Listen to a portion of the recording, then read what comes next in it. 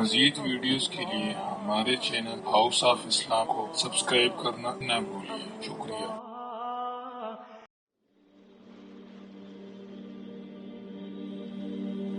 اور کریں کہ ایسا کیوں ہے آج کیوں ذلیل کے کل تک نہ تھی پسند گستاخی فرشتہ ہماری جناب نے۔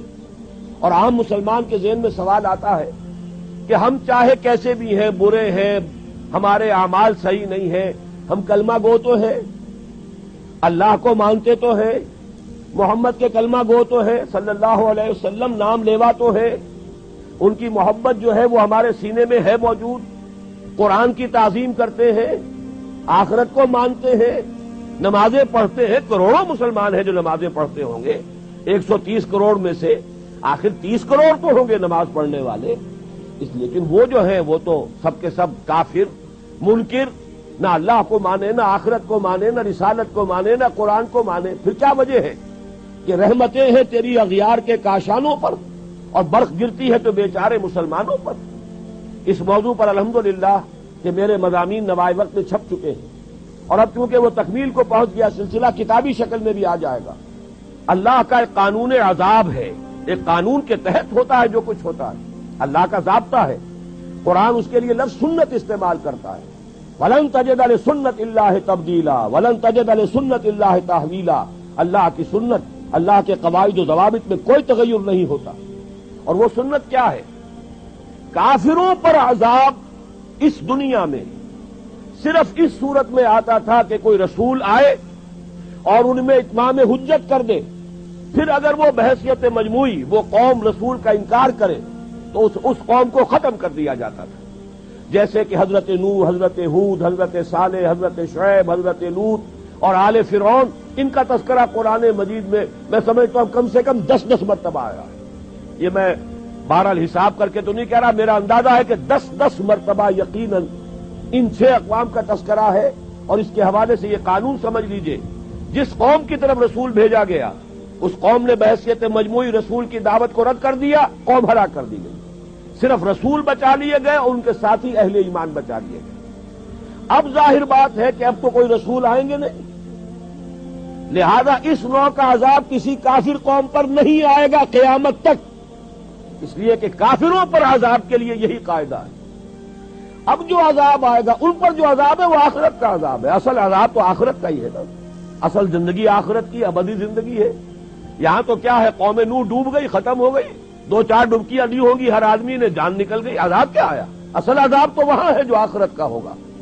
دنیا میں عذاب آتا ہے مسلمانوں پر، مسلمان ہو کر تم اگر اسلام پر عمل نہیں کرتے، دعویٰ تمہارا اسلام کا ہو اور عمل تمہارا کافرانہ ہو، نام لو تم محمد کا صلی اللہ علیہ وسلم اور اتباع کرو تم محمد کے دشمنوں کا، دعویٰ کرو اللہ اور اس کے رسول کی وفاداری کا اور تمہاری دوستیاں ہوں اللہ اور اس کے رسول کے دشمنوں سے، تم کہو اللہ اور اس کے رسول کے احکام کو ہم مانتے ہیں اور سودی کاروبار کر کے اللہ اور اس کے رسول کے خلاف اعلان جنگ کیے رکھو۔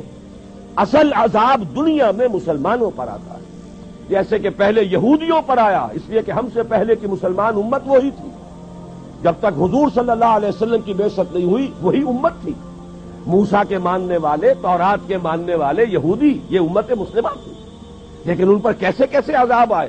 نبوکدنضر کے ہاتھوں برباد کرایا گیا، کبھی پھر یونانیوں کے ہاتھوں تباہی آئی، کبھی رومیوں کے ہاتھوں تباہی آئی۔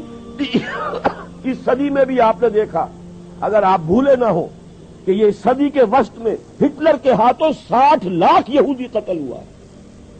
یہ کون ہے؟ اللہ کو بھی مانتے ہیں، حضرت موسیٰ کو بھی مانتے ہیں، تورات کو بھی مانتے ہیں، وہ تو مدعی ہیں اللہ اور اس کے رسول کے ماننے والے، لیکن یہ کہ ان پر جو عذاب آئے وہ آپ کے سامنے ہے۔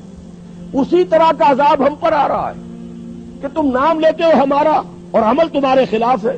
لما تقولون ما لا تفعلون کبر مقتا عند اللہ ان تقولوا ما لا تفعلون، کیوں کہتے ہو جو کرتے نہیں ہو؟ اللہ کے غضب کو اور اللہ کے غیظ کو اور غصے کو بھڑکانے والی ہے یہ بات کہ تم کہو جو کرتے نہیں۔ یہ ہے اصل سبب، اصل مجرم ہم ہیں، ہم دوہرے مجرم ہیں۔ ان کا جرم ایک ہے، انہوں نے انکار کر دیا، چھٹی ہوئی۔ ہم ہیں کہ جو ہر روز کہتے ہیں ایاک نعبد و ایاک نستعین، اور پھر اس دن میں 50 مرتبہ اللہ کا حکم توڑ رہے ہیں۔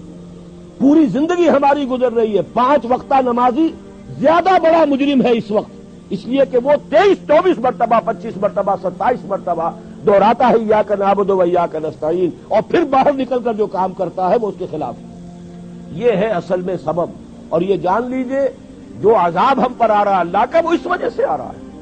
ہمارا کام تو یہ تھا کہ ہم دین کے علمبردار ہیں، دین کا ایک نظام دنیا کے سامنے پیش کریں۔ ابھی بڑا اچھا لفظ استعمال کیا ہے توکل صاحب نے، ماڈل دو نا، ایک انفرادی ماڈل ہوتا ہے۔ حضور صلی اللہ علیہ وسلم اپنی ذات میں ماڈل تھے، لقد کان لکم فی رسول اللہ اسوۃ حسنہ، لیکن حضور نے صرف ذاتی اور انفرادی ماڈل نہیں دیا، ایک اجتماعی ماڈل فراہم کر دیا، نظام قائم کر کے دکھا دیا۔ یہ ہے اللہ کا دین، یہ ہے اس کا سیاسی ڈھانچہ، یہ ہے اس کا معاشی ڈھانچہ، یہ ہے اس کی معاشرت، یہ ہے اس کی فیملی لاز، یہ ہے اس کے اندر تمام قوانین فوجداری اور دیوانی، یہ ہے یہاں پر قانون شہادت، یہ ہے سارا نظام۔ دیکھ لو، ٹھوک بجا کر دیکھ لو، یہ نظام ہے۔